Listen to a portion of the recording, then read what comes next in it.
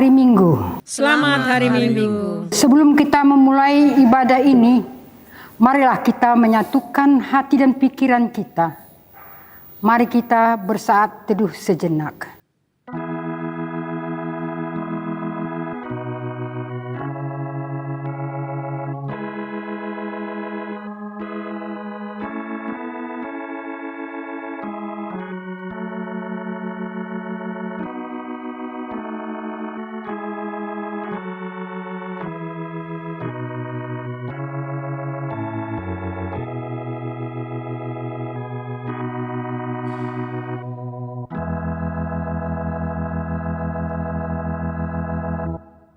Amin.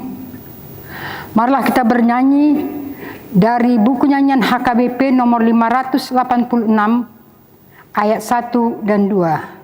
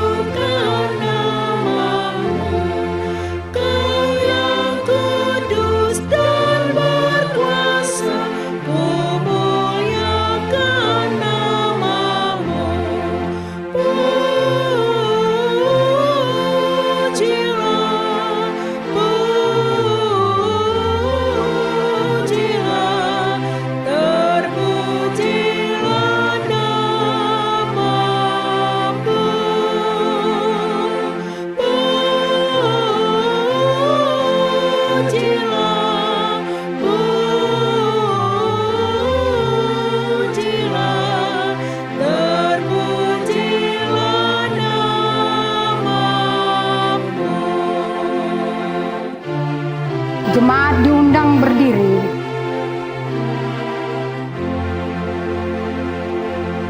Tuhan Yesus penebusku, Engkaulah terang yang kekal bagi semua bangsa-bangsa. Kaulah Raja yang kekal.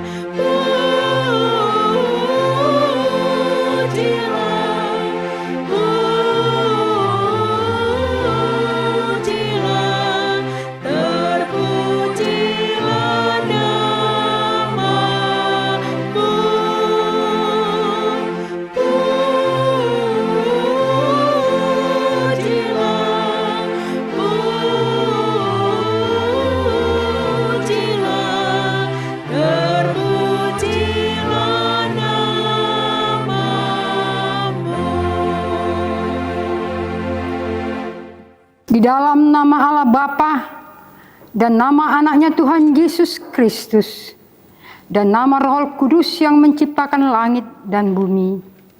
Amin. Dan jadilah sama seperti bayi yang baru lahir, yang selalu ingin akan air susu yang murni dan yang rohani, supaya oleh kamu bertumbuh dan beroleh keselamatan. Jika kamu benar-benar telah mengecap kebaikan Tuhan. Haleluya. Haleluya, haleluya, haleluya. Marilah kita berdoa. Ya Allah Bapa, berikanlah Roh Kudus ke dalam hati kami, agar kami terhibur karena kebaikan anak-Mu Yesus Kristus Tuhan kami, supaya iman kami semakin kuat dan penuh pengharapan yang hidup, agar kami selalu mengingat bahwa kami bangkit dari kematian seperti Tuhan Yesus Kristus Tuhan kami. Amin. Jemaat dipersilahkan duduk. Marilah kita bernyanyi dari buku nyanyian HKBP nomor 256 ayat 2.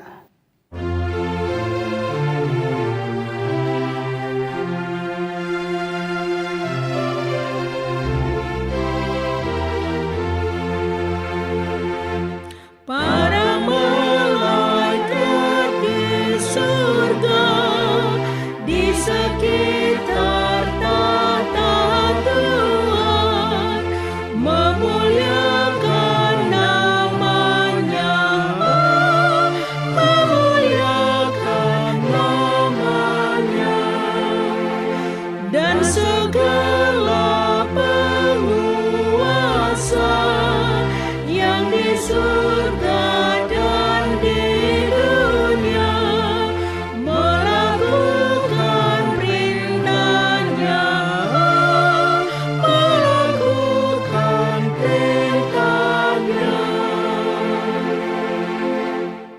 Marilah kita dengar hukum Tuhan dari kitab Ulangan 28 ayat 9. Begini bunyinya. Tuhan akan menetapkan engkau sebagai umat yang kudus, seperti yang dijanjikannya dengan sumpah kepadamu, jika engkau berpegang pada perintah Tuhan Allahmu dan hidup menurut jalan yang ditunjukkannya. Demikianlah hukum Tuhan. Marilah kita sama-sama memohon kekuatan dari Tuhan untuk melakukan hukum-Nya. Ya Tuhan Allah, kuatkanlah kami melakukan yang sesuai dengan hukum-Mu. Amin. Marilah kita bernyanyi dari buku nyanyian HKBP nomor 182 ayat 1 dan 2.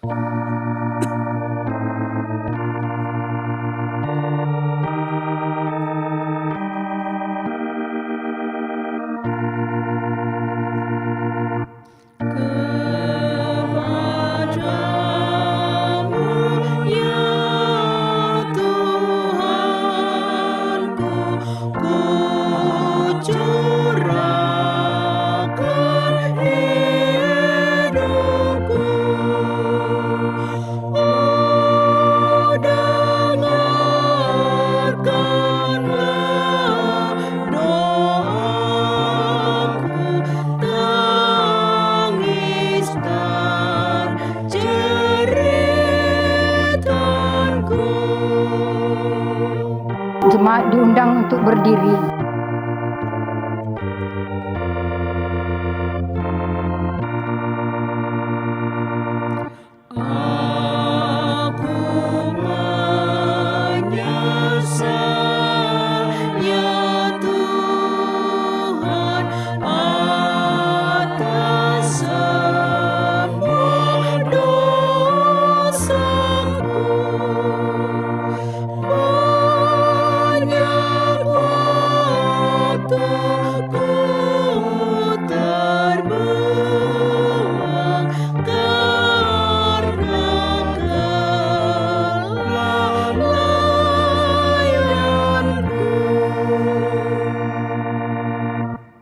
Marilah kita berdoa mengaku dosa-dosa kita.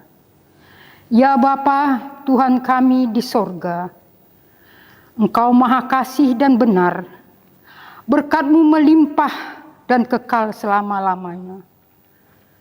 Kasihanilah kami yang ya Tuhan. Lupakanlah segala kejahatan dan dosa kami.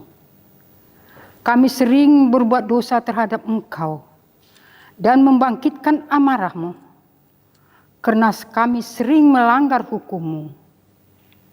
Limpahkanlah kasih sayang-Mu kepada kami, dan berkatilah kami dengan pertolongan-Mu, ya Tuhan Allah, sumber kebahagiaan kami. Ampunilah segala dosa dan pelanggaran kami, di dalam anak-Mu Tuhan Yesus Kristus, Juru Selamat kami. Amin. Janji Tuhan tentang pengampunan dosa. Demikian firman Tuhan. Tetapi engkau mendapati aku dengan dosamu. Engkau menyusahi aku dengan kesalahanmu. Akulah dia yang menghapus dosa pemberontakanmu. Oleh karena aku sendiri dan aku tidak mengingat-ingat dosamu. Kemuliaan bagi Allah di tempat yang maha tinggi. Amin. Marilah kita bernyanyi dari buku nyanyian HKBP nomor 832 ayat 2.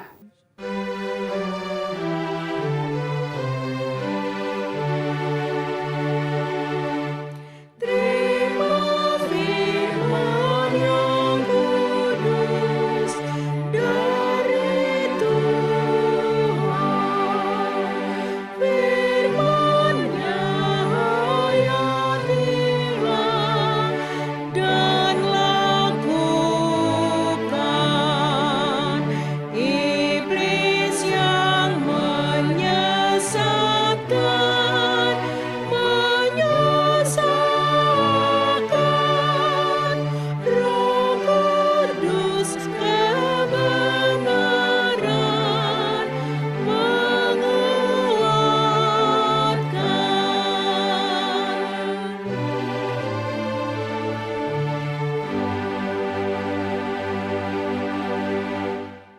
Marilah kita membaca firman Tuhan, epistel yang ditetapkan untuk hari Minggu ini, yaitu dari Imamat 20 ayat 1 sampai 7.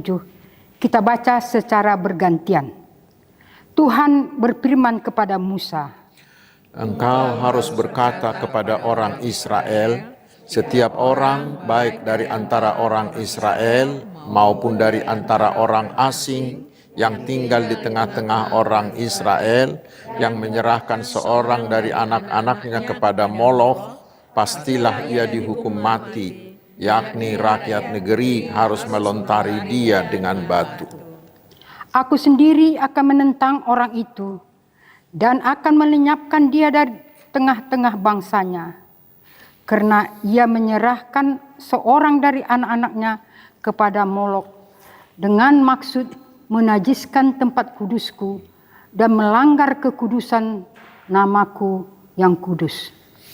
Tetapi jikalau rakyat tutup mata terhadap orang itu, ketika ia menyerahkan seorang dari anak-anaknya kepada Moloch dan tidak menghukum dia mati, maka aku sendiri akan menentang orang itu serta kaumnya dan akan melenyapkan dia dari tengah-tengah bangsanya, dan semua orang yang turut berzinah mengikut dia, yaitu berzinah dengan menyembah Molok. orang yang berpaling kepada arwah atau kepada roh-roh peramal, yakni yang berzina dengan bertanya kepada mereka, aku sendiri akan menentang orang itu dan melenyapkan dia dari tengah-tengah bangsanya. Maka kamu harus menguduskan dirimu, dan kuduslah kamu, sebab akulah Tuhan Allahmu. Demikianlah pembacaan firman Tuhan. Berbahagialah orang yang mendengar firman Allah serta memeliharanya. Amin. Marilah kita bernyanyi dari buku nyanyian HKBP nomor 719 ayat 1 dan 2.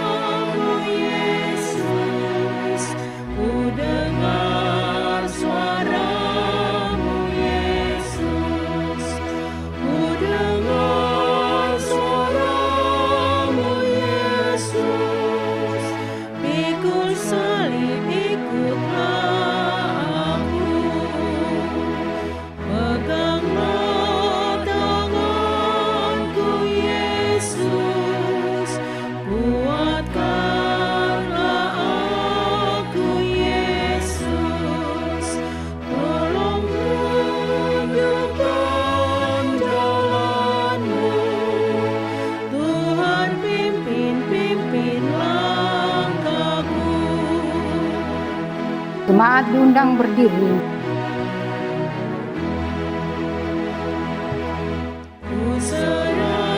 Serahkanlah diriku, serahkanlah diriku, serahkanlah diriku, ku mau ikut Tuhanku. Peganglah tanganku Yesus, kuatkanlah aku Yesus, tolong lanjutkan jalanmu, Tuhan pimpin langkahku. Marilah kita mengaku iman kepercayaan kita sebagaimana teman-teman seiman di seluruh dunia. Kita bersama-sama mengucapkannya. Aku percaya kepada Allah, Bapa yang Maha Kuasa, Khalik langit dan bumi. Aku percaya kepada Yesus Kristus, Anaknya yang tunggal Tuhan kita, yang dikandung daripada Roh Kudus, lahir dari darah Maria, yang menderita sengsara di bawah pemerintahan Pontius Pilatus, disalibkan, mati dan dikuburkan, yang turun ke dalam kerajaan maut, pada hari yang ketiga bangkit pula dari antara orang mati, naik ke surga, duduk di sebelah kanan Allah Bapa yang Maha Kuasa. Dari sana akan datang kelak untuk menghakimi orang yang hidup dan yang mati. Aku percaya kepada Roh Kudus dan adanya satu gereja yang kudus dan am, persekutuan orang kudus, pengampunan dosa, kebangkitan daging, dan hidup yang kekal. Amin. Jemaat, kami silahkan duduk. Marilah kita mengumpulkan persembahan dengan bernyanyi dari buku nyanyian HKBP nomor 827 ayat 1 sampai 3.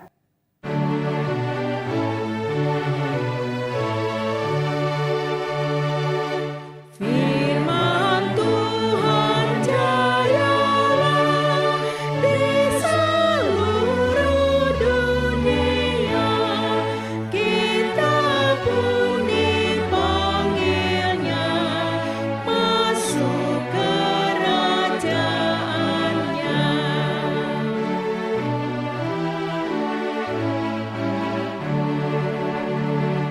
Firman Halik semesta yang dihara semua, dengan kasih sayangnya kita jadi anaknya.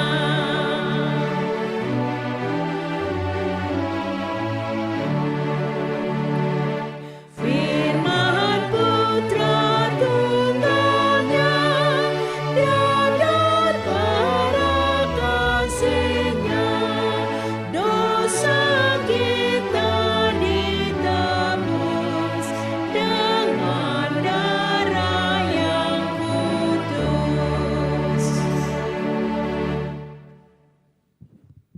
Damai sejahtera Allah yang melampaui segala akal, itulah yang memelihara hati dan pikiranmu di dalam Kristus Yesus Tuhan kita. Amin. Selamat hari Minggu saudaraku, mari kita menerima firman Tuhan yang ditetapkan menjadi landasan khotbah di Minggu Misericordias Domini hari ini, yaitu dari surat 1 Petrus. 1 Petrus pasal 1 ayat 13 hingga ayat 16, saya bacakan untuk kita. Sebab itu siapkanlah akal budimu, waspadalah, dan letakkanlah pengharapanmu seluruhnya atas kasih karunia yang dianugerahkan kepadamu pada waktu penyataan Yesus Kristus. Hiduplah sebagai anak-anak yang taat, dan jangan turuti hawa nafsu yang menguasai kamu pada waktu kebodohanmu. Tetapi hendaklah kamu menjadi kudus di dalam seluruh hidupmu, sama seperti Dia yang kudus yang telah memanggil kamu. Sebab ada tertulis, kuduslah kamu, sebab aku kudus. Demikian firman Tuhan. Saudara-saudaraku yang dikasihi Tuhan Yesus Kristus, hari Minggu lalu kita dan seluruh umat percaya di seluruh dunia penuh dengan sukacita merayakan Paskah, peringatan akan kebangkitan Tuhan Yesus. Karena kebangkitan Yesus itulah yang menyediakan keselamatan bagi kita dari dosa dan dari kematian, dan juga yang menyediakan hidup kekal. Kebangkitan Yesus itulah dasar iman kita, dan di atas kebangkitan itulah gereja didirikan. Iman kita akan kebangkitan Yesus itulah yang menyelamatkan kita, yang memberi kita jaminan hidup yang kekal. Itu sebuah anugerah yang tak terhingga, yang tidak kita jumpai di juru selamat di agama lain manapun. Hanya ada dalam Yesus yang telah bangkit. Karena itulah kita sangat-sangat bersuka cita pada hari Paskah. Tetapi saudaraku, hari ini kita diingatkan bahwa kita tidak boleh hanya bersuka cita saja. Karena ternyata kebangkitan Yesus itu bukan hanya untuk dirayakan, tetapi kebangkitan Yesus itu juga memberi kita tanggung jawab. Setiap orang yang sudah menerima keselamatan memiliki tanggung jawab. Itu sama dengan kita. Bila kita memasuki sebuah perkumpulan, atau bila kita diterima menjadi pegawai di sebuah perusahaan, atau kita diterima menjadi mahasiswa di sebuah sekolah, pasti ada kewajiban yang harus kita lakukan, bukan? Lalu apa tanggung jawab dari semua orang yang percaya kepada kebangkitan Yesus? Yaitu harus hidup dalam kekudusan. Seperti topik minggu ini, yang dikatakan di ayat 15 dan 16 mengatakan, tetapi hendaklah kamu menjadi kudus di dalam seluruh hidupmu, sama seperti Dia yang kudus, yang telah memanggil kamu, sebab ada tertulis, kuduslah kamu, sebab aku kudus. Hidup di dalam iman kepada Yesus Kristus bukan hanya menuntut kita agar hidup dengan baik, tetapi harus hidup di dalam kekudusan. Tetapi harus kita ingat, saudaraku, bahwa kita harus hidup kudus bukanlah agar kita selamat, tetapi kita harus hidup kudus karena kita sudah diselamatkan. Tetapi dan hidup kudus itu adalah respon kita, adalah jawaban kita atas anugerah Allah yang telah menyediakan hidup kekal bagi kita di dalam Tuhan Yesus Kristus. Karena kita telah diselamatkan, saudaraku, maka kita wajiblah hidup dalam kekudusan. Dengan kekudusan itulah kita bisa menampakkan sifat kekudusan Allah dalam hidup kita. Sekarang pertanyaannya, apa arti hidup dalam kekudusan? Memang banyak orang berpikir bahwa tidak mungkin ada orang yang bisa hidup kudus. Mereka ini berpikir hanya Allah yang kudus, sementara manusia tidak ada yang kudus. Lalu apa artinya bila di sini dikatakan hendaklah kamu menjadi kudus dalam seluruh hidupmu? Saudaraku, di bahasa aslinya kudus itu disebut hagios. Artinya dipisahkan dari yang najis, dipisahkan dari dosa, dan dikhususkan untuk Allah, untuk menjadi milik Allah sepenuhnya.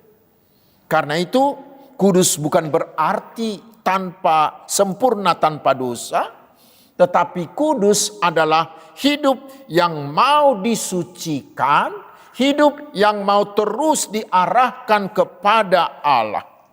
Kudus bukan berarti tidak pernah jatuh dalam dosa, tetapi kudus adalah hidup yang selalu mau bangkit dari dosa dan mau dibentuk oleh Allah. Dan kudus itu bukanlah sekedar penampilan rohani, tetapi adalah soal berusaha hidup serupa dengan Allah, berusaha hidup berkarakter seperti karakter Yesus. Saudara-saudaraku, di ayat 13 Rasul Petrus menerangkan bahwa hidup kudus itu dimulai dari hati dan dari pikiran, tetapi harus nampak di dalam perbuatan.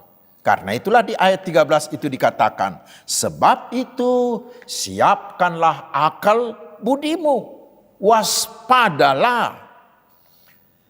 Secara sederhana ayat ini mengajak kita agar kita menyiapkan pikiran kita dengan sungguh-sungguh. Artinya kita harus berpikir dengan benar, tidak ceroboh, dan kita harus siap hidup sesuai dengan kehendak Tuhan. Secara praktis, ayat ini mengajak kita Agar sebelum kita memulai aktivitas kita setiap hari, mari mulailah harimu dengan doa. Mulailah harimu dengan pembacaan firman Tuhan. Itulah yang akan mempersiapkan hati kita, mempersiapkan jiwa kita, mempersiapkan roh kita, sehingga apa yang akan saudara lakukan, yang akan saudara kerjakan, yang akan saudara putuskan, semuanya selaras dengan kehendak Tuhan.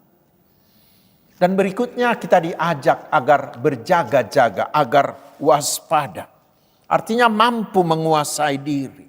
Tidak dikuasai oleh hawa nafsu, tidak dikuasai oleh emosi, tetapi kita mau hidup dengan disiplin rohani.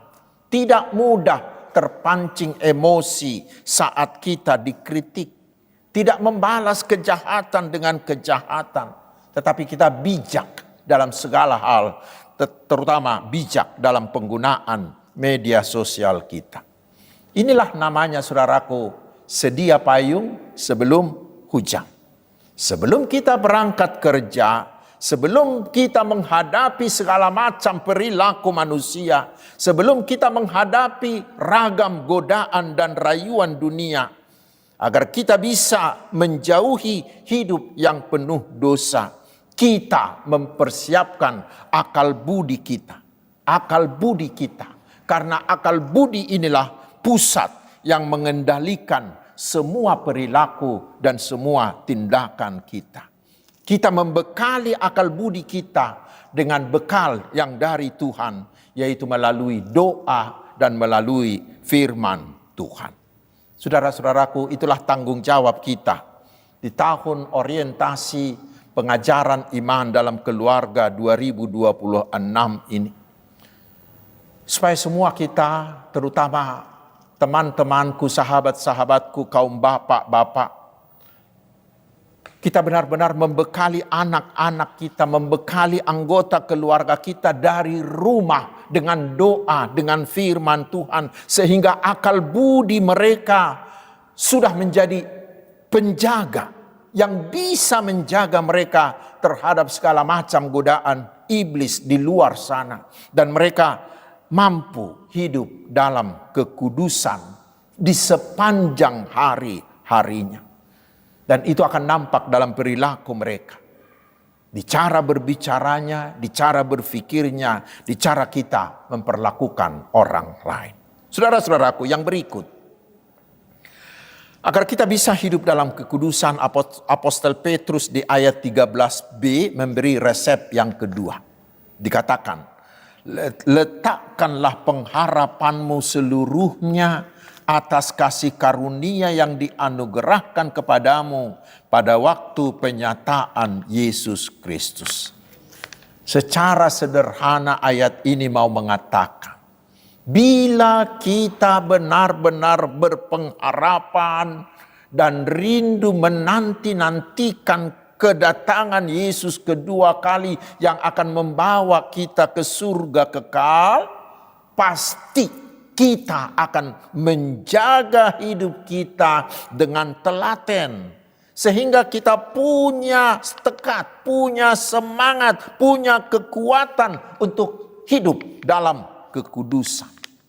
Pengharapan yang membara akan kemuliaan di hidup kekal, itu akan mendorong kita untuk hidup dalam kekudusan. Tetapi bukan hanya itu saja, masih ada resep yang ketiga. Dikatakan agar kita bisa hidup dalam kekudusan, kita harus mau meninggalkan cara hidup yang lama, ayat 14. Dan mau taat kepada Kristus, mau hidup meneladani Kristus.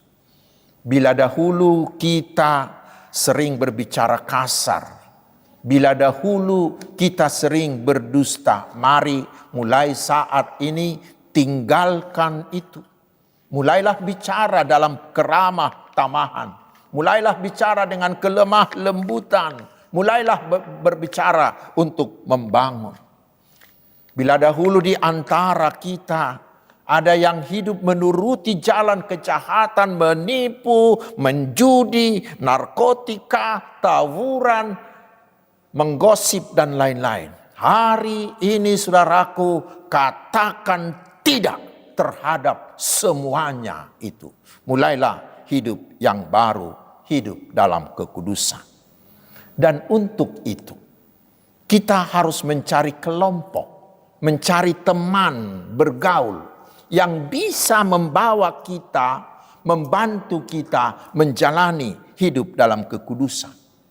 Karena itu kita harus menjauhi kelompok-kelompok orang-orang yang suka menggosip, orang-orang yang suka mengata-ngatai, yang suka memburuk-burukan orang lain. Jauhi kelompok-kelompok yang berpotensi untuk membawa saudara ke dalam kejahatan, ke dalam dosa. Tetapi sekarang mulailah hidup, mulailah bergaul dengan orang-orang yang membantu saudara bisa hidup dalam kekudusan. Memang saudaraku, membuang sifat dan pergaulan buruk yang lama itu tidak mudah, tidak mudah. Tetapi harus kita sadari saudaraku, pergaulan yang salah akan menjauhkan kita dari kekudusan. Karena itulah kita harus mencari tempat bergaul yang bisa membantu kita untuk hidup dalam kekudusan. Terutama pergaulan anak-anak kita. Kita tahu lingkungan memberi andil yang sangat-sangat besar. Sangat besar pengaruhnya dalam pembentukan karakter anak-anak kita.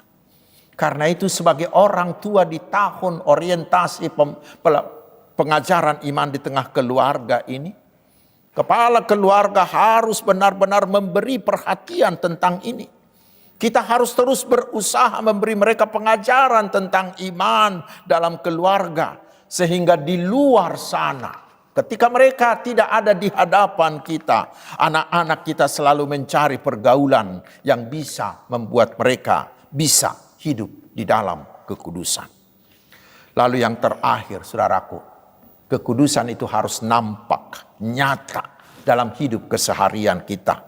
Seperti dikatakan di ayat 15. Hendaklah kamu menjadi kudus di dalam seluruh hidup.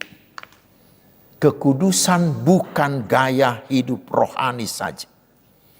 Artinya kekudusan itu bukan kita lakukan ketika kita melakukan hal-hal rohani saja. Tidak. Tetapi kekudusan itu harus menjadi gaya hidup kita sehari-hari dalam seluruh cara hidup kita, dalam pikiran kita, dalam perkataan kita, dalam perbuatan kita, dalam sikap kita sehari-hari. Hidup dalam kekudusan bukan hanya ketika kita hadir di gereja atau di aktivitas kerohanian, tetapi di semua kehidupan. Di cara kita berbicara, di cara kerja kita di kantor, cara kita kerja di perusahaan, di cara kita berdagang, di cara kita berbisnis, di cara kita menggunakan uang, di cara kita menggunakan medsos, di cara kita bergaul dengan istri, dengan suami, dengan anak-anak, dengan orang tua, dan di cara kita bergaul dengan orang-orang lain. Hidup kudus itu nampak dalam cara bekerja dengan jujur, tidak curang. Hidup kudus itu nampak dalam pergaulan, sabar, mau mengampuni, mau mengasihi, lemah lembut, dan ramah. Hidup kudus itu ketika kita di media sosial kita tidak menyebarkan berita hoaks, tidak menyebarkan ujaran kebencian.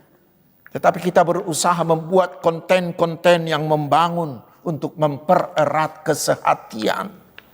Hidup kudus berarti menjadikan Yesus menguasai, mengendalikan seluruh aspek hidup keseharian kita.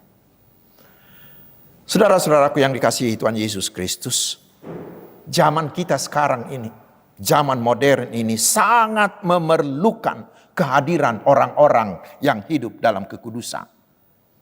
Karena melalui media sosial, di depan mata kita selalu dipertontonkan kejahatan yang sangat-sangat menakutkan. Dipertontonkan korupsi, narkotika, pembunuhan yang di luar nalar normal. Kepada kita dipertontonkan perceraian, perselingkuhan, penipuan. Dan belakangan ini ditambah lagi dengan perang di banyak tempat belahan dunia ini. Dan lain-lain. Yang membuat banyak orang menjadi susah, menjadi ketakutan. Lalu sekarang bagaimana mengatasi semuanya itu? Bagaimana mengatasi semuanya itu? Saudaraku, jangan menyalahkan orang lain. Tetapi mari kita mulai dari diri kita sendiri. Mulai dari keluarga kita sendiri. Bila semua keluarga Kristen tekun, berkomitmen melakukan pengajaran iman di tengah keluarga, pasti semua anak-anak kita dan semua anggota keluarga kita akan hidup di dalam kekudusan. Dan bila seluruh anggota keluarga sudah hidup kudus, maka masyarakat kita juga akan hidup kudus. Mengapa? Karena perilaku masyarakat adalah akumulasi dari perilaku keluarga. Karena itu, saudaraku, hari ini di Minggu Misericordias Domini ini, mari kita membangun komitmen kita untuk sungguh-sungguh melakukan pengajaran iman dalam keluarga kita masing-masing. Sehingga semua anggota keluarga kita hidup dalam kekudusan seperti Allah dan Tuhan kita Yesus Kristus. Dan kita pelan namun pasti bisa mengubahkan seluruh ketidakkudusan masyarakat menjadi hidup yang kudus. Tuhan Yesus menguatkan kita dengan Roh Kudus-Nya. Amin. Marilah kita berdoa. Ya Tuhan Allah yang Maha Kudus, kuasailah kami dengan Roh Kudus-Mu, sehingga kami mampu hidup dalam kekudusan, mampu menampakkan sifat-sifat kudus Allah dalam semua aspek hidup keseharian kami.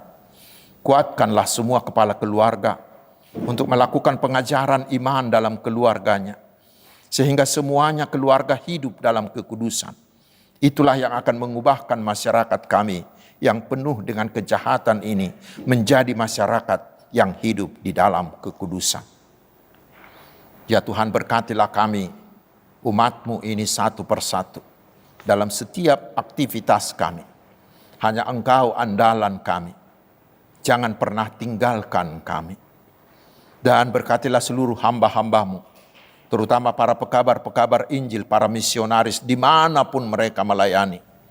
Berikan mereka hikmat-Mu, terutama kuasa-Mu, sehingga setiap firman yang mereka beritakan berkuasa mengubahkan hati orang-orang untuk percaya kepada Tuhan Yesus Kristus.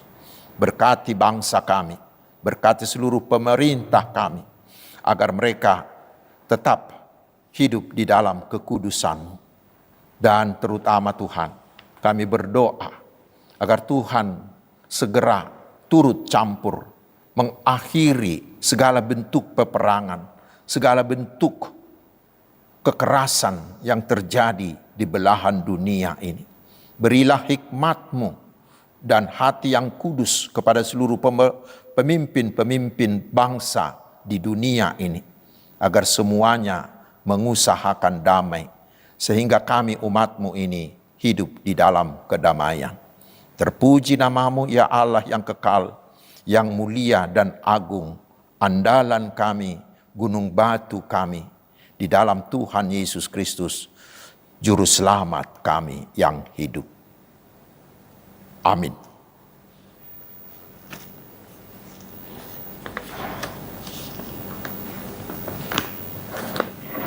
Saudara-saudaraku, kita sudah mendengarkan firman Tuhan. Marilah kita menyerahkan persembahan kita dan kita bernyanyi dari buku nyanyian HKBP nomor 697 ayat 1 dan ayat 2.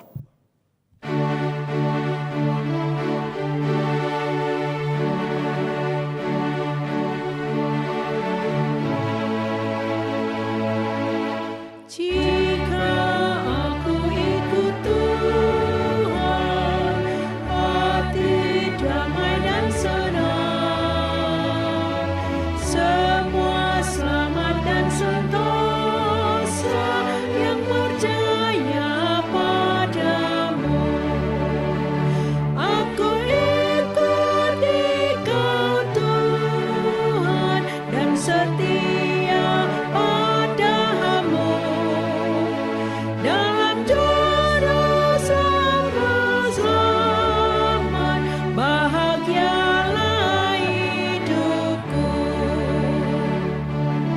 Jemaat kami undang untuk bangkit berdiri. Aku rela menderita karena janji setiamu.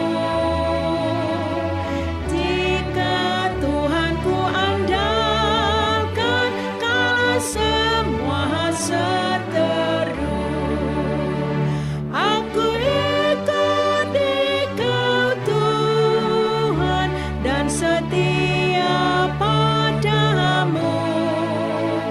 Dalam Yesus Juru Selamat, bahagialah hidupku. Marilah kita berdoa untuk menyerahkan persembahan kita kepada Tuhan. Ya Allah Bapa kami yang di surga, kami mengaku bahwa Tuhan adalah sumber dari segala karunia yang melimpah dalam kehidupan kami masing-masing. Sebahagian daripada karunia itu, kami serahkan kembali sebagai persembahan kami kepada Tuhan. Terimalah dan berkatilah persembahan umat-Mu ini, agar dapat kami pergunakan untuk pekerjaan dan pelayanan kerajaan Tuhan di dunia ini.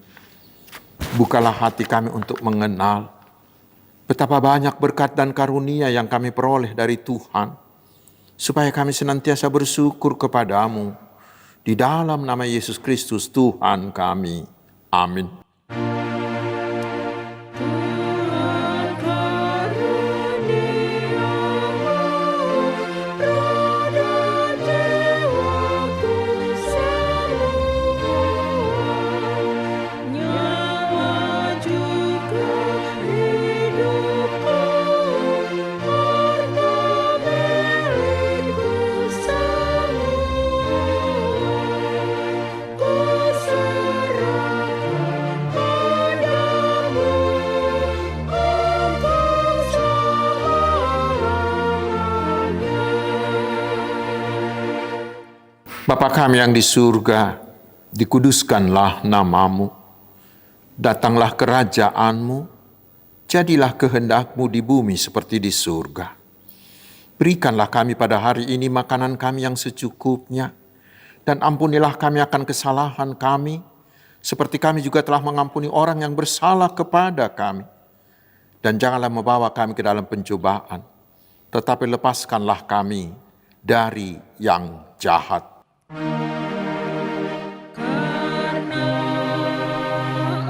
Engkau punya kerajaan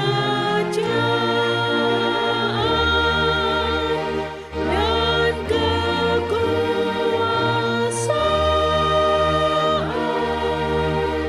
dan kemuliaan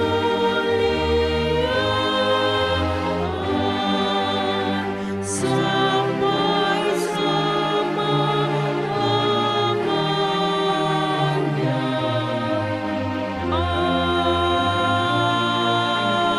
Amin. Terimalah berkat Tuhan. Tuhan memberkati engkau dan melindungi engkau. Tuhan menyinari engkau dengan wajah-Nya dan memberi engkau kasih karunia.